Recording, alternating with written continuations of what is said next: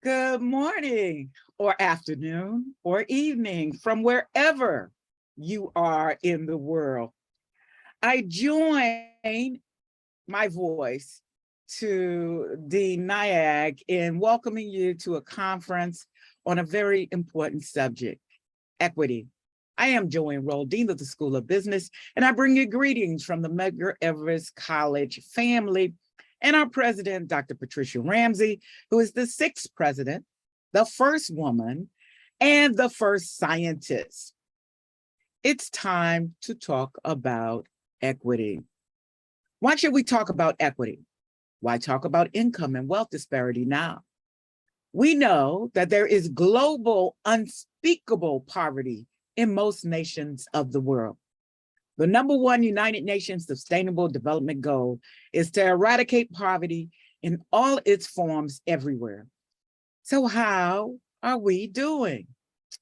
I'm afraid not good.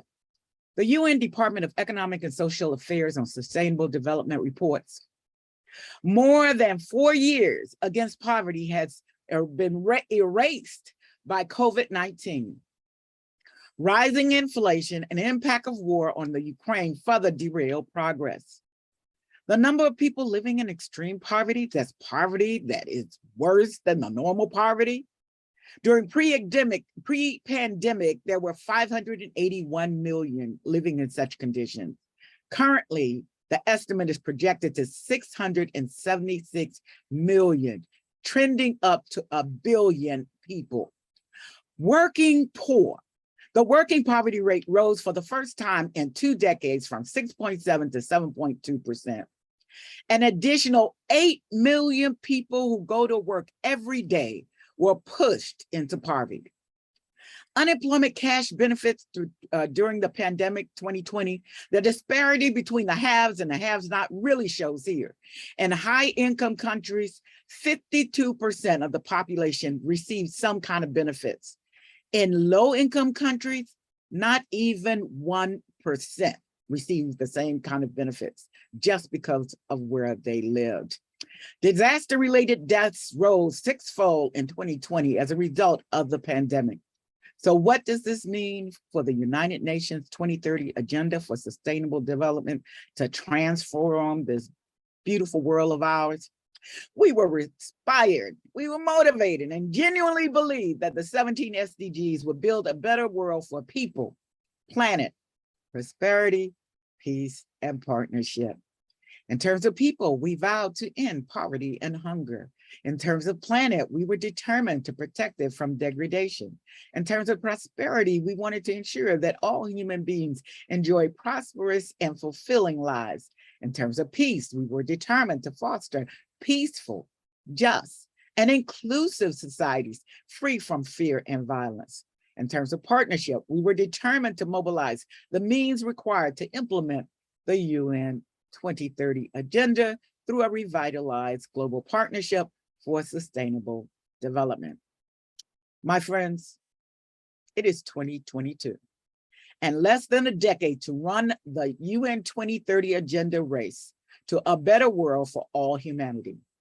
We come here today understanding we have real work to do as nations coming together to fight against the evils of poverty, destitution, suffering, and pain for the majority of the world's population.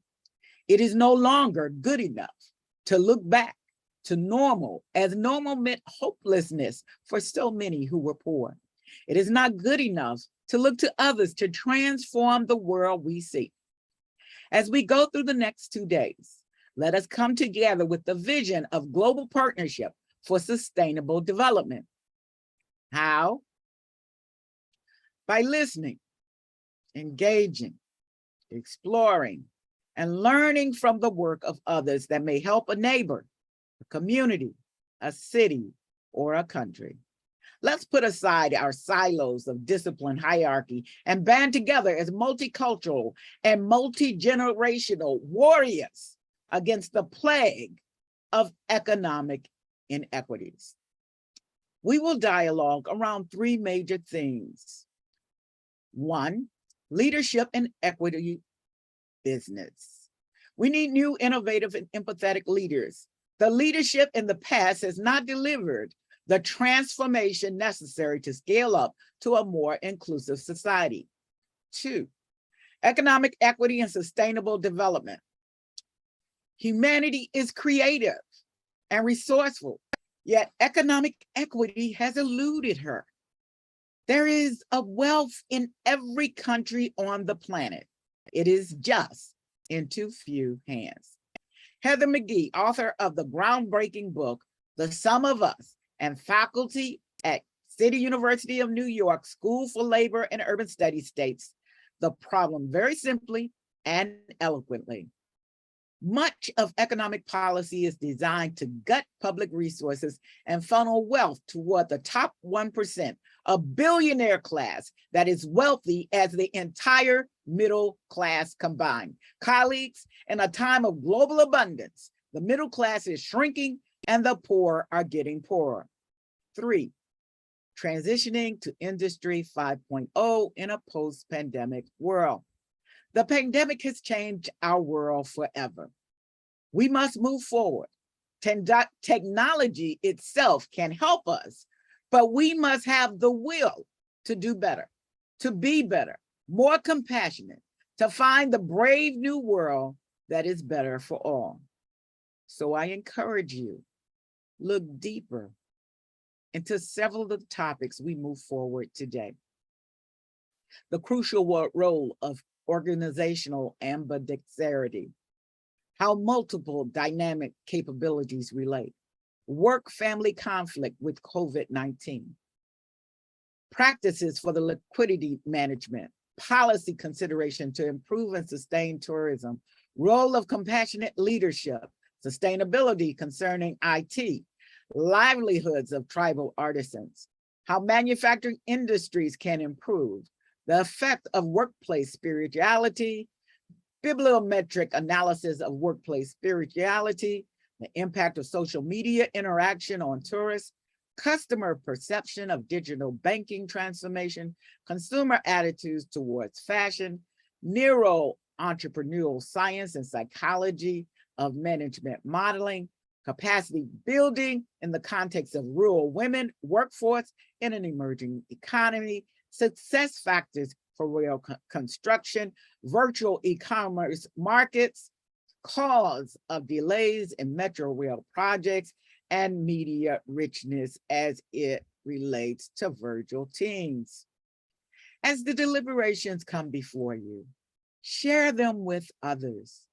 Challenge your colleagues to move the work forward to the future, a new future that as global partners, we will build together a better world for all. I close with a series of quotes from the legendary leader and humanitarian Nelson Mandela, who counsels us that education is the most powerful weapon that you can use to change the world. Overcoming poverty is not a task of charity, it is an act of justice. A winner is a dreamer that does not give up. And finally, it is in your hands, my friends, to make a better world for all who live in it. What will you do in the next 2 days? Remember, our intention and our mission is to transform the world. Let's get moving onward to the work. Enjoy the conference, and I do thank you. Goodbye.